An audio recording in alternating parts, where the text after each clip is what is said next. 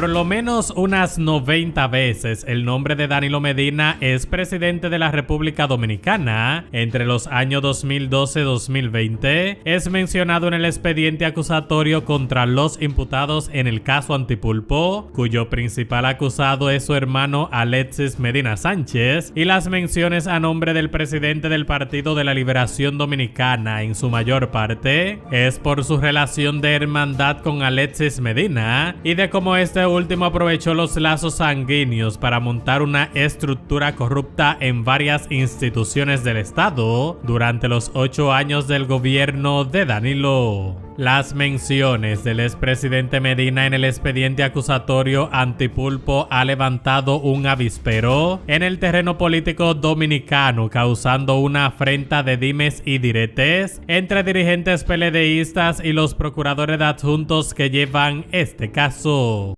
El hombre que nos gobernó durante 8 años, llamado Danilo Medina, nunca privó en ser un teórico de la política. Nunca hizo una cita de un libro, nunca habló del pensamiento político de ningún líder en algún lugar del mundo.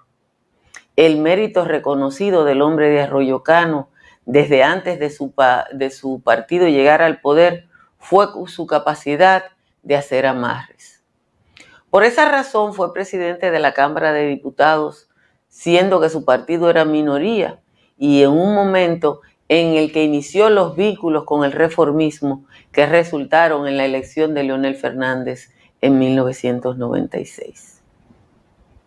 Danilo Medina perdió en su primer intento de suceder a Fernández y es más que evidente que desde ese momento guardó resentimiento contra el cacique de Villajuana, que todavía anda por ahí autoconsiderándose un líder por encima de la media nacional, porque ustedes tienen que recordar que él dijo que es el único que sabe conceptualizar. La Constitución venció a Leonel Fernández y en un momento también venció a Hipólito Mejía. Pero Danilo Medina llegó al poder con la firme decisión de quedarse ahí de por vida.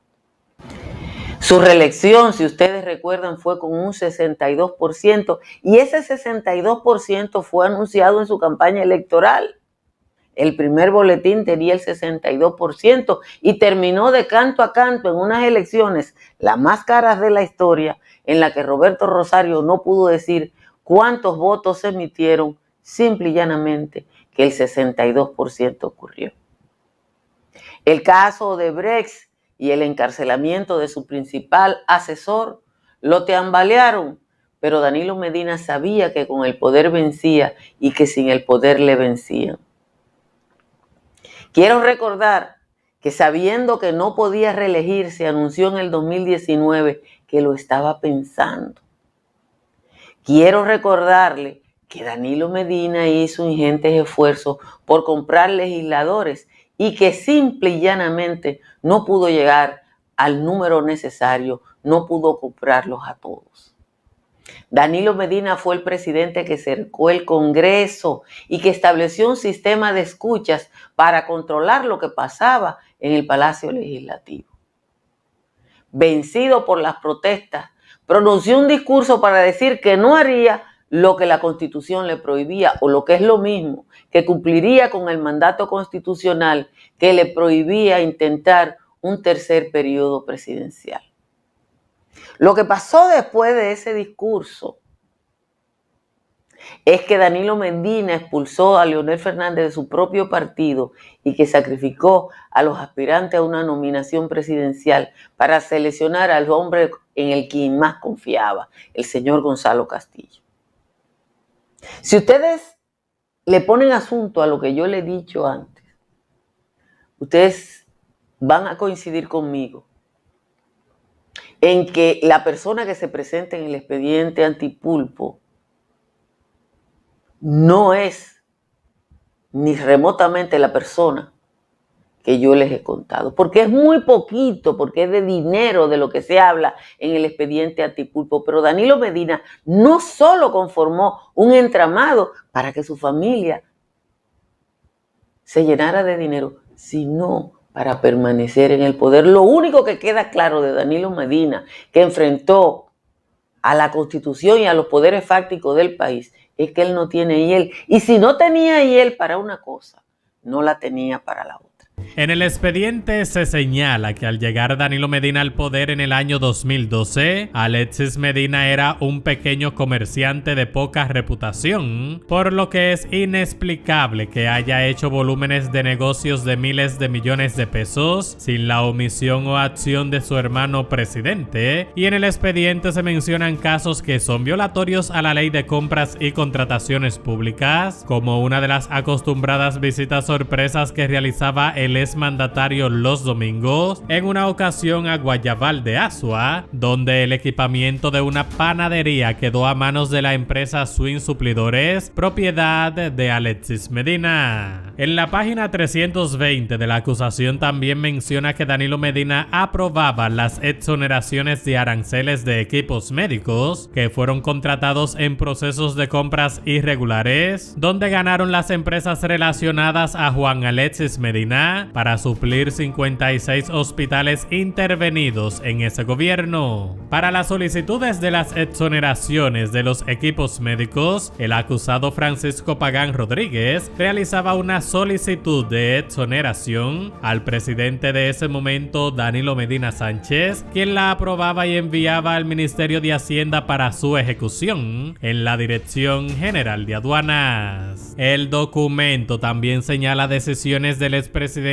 Danilo Medina, como la designación de los funcionarios Freddy Hidalgo y Francisco Pagán, hoy imputados, igualmente la decisión de intervenir 56 hospitales al mismo tiempo, para lo que resultaron beneficiadas las empresas de Juan Alexis. El Ministerio Público aclaró que no entra en cuestiones políticas surgidas de la mención del expresidente Danilo Medina en el expediente judicial de la Operación Antipulpo, caso de corrupción que supuestamente involucra a un hermano del exmandatario. El pasado viernes, el Ministerio Público presentó ante un juzgado de la capital el expediente del caso Antipulpo, que señala a Alexis Medina, hermano del exmandatario, como presunto cabecilla de un entramado de corrupción que se habría beneficiado de la relación fraternal para enriquecerse mediante actividades ilícitas en perjuicio del Estado. 2 días después, el PLD rechazaba de forma firme y categórica la mención tendenciosa e irresponsable de Danilo Medina en la acusación y acusó al gobierno de Luis Abinader de utilizar a la PEPCA para desacreditar a Danilo Medina y al partido que este preside. La procuradora adjunta Jenny Berenice Reynoso apuntó que todo el que tenga responsabilidad penal en este caso será objeto de un proceso que, en base a las pruebas, culminará donde tenga que culminar, y eso no excluye a nadie, ni siquiera al expresidente Medina, que gobernó el país por 2 periodos entre 2012-2016 y 2016-2020, mientras que Alexis Medina, en prisión desde diciembre del año 2020, presuntamente dirigía el entramado de corrupción que formaba parte de su hermana Carmen Magalis y varios exfuncionarios, proveedores privilegiados y testaferros. Esta es toda la información que tenemos por el momento, pero más adelante los mantendremos al tanto con las últimas informaciones de actualidad. Mientras, les invito a que se suscriban a nuestro canal. No olviden dejarnos un me gusta y activar las notificaciones para que seas de los primeros en recibir nuestro contenido a la hora en que lo publiquemos. Hasta la próxima.